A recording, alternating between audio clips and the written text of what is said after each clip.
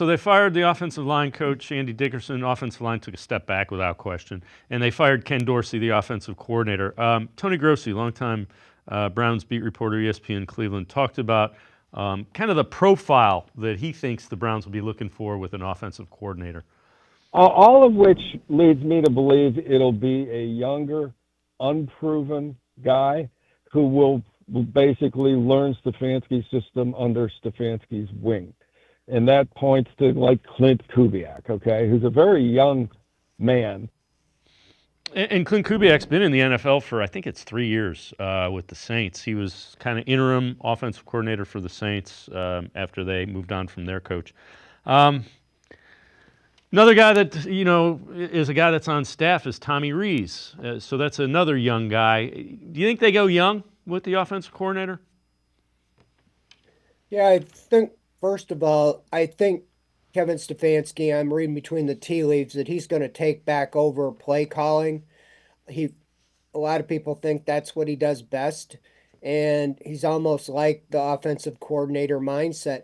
With that said, that is going to um, lessen the field because to me, the most significant aspect of being an offensive coordinator would be calling the plays. I mean, that's kind of, where you cut your teeth, and that's how you get a head coaching job is because your offense and you're calling the plays. So with that said, Alex Van Pelt was here 4 years. I'm not so sure that Stefanski really was on board with letting him go.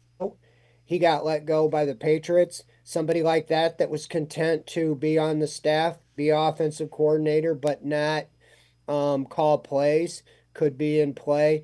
But you mentioned Tommy Rees. I'm hearing we have a source at the OBR that says he's internal and he's the top candidate. He's being sought after for other positions. The biggest thing is to keep him. They probably would have to promote him to a position like that.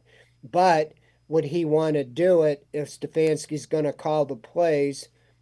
I think for the first year or being the offensive coordinator, he may be willing to do that. I also have heard that Mike Vrabel would like to take him wherever he goes. And so you might have to say, to Reese, if you really want to keep him, he has to be the offensive coordinator and he's going to have to call plays. I don't know how that'll play out, but as you mentioned, Kubiak would be somebody that Stefanski learned under his dad and I think has some history there.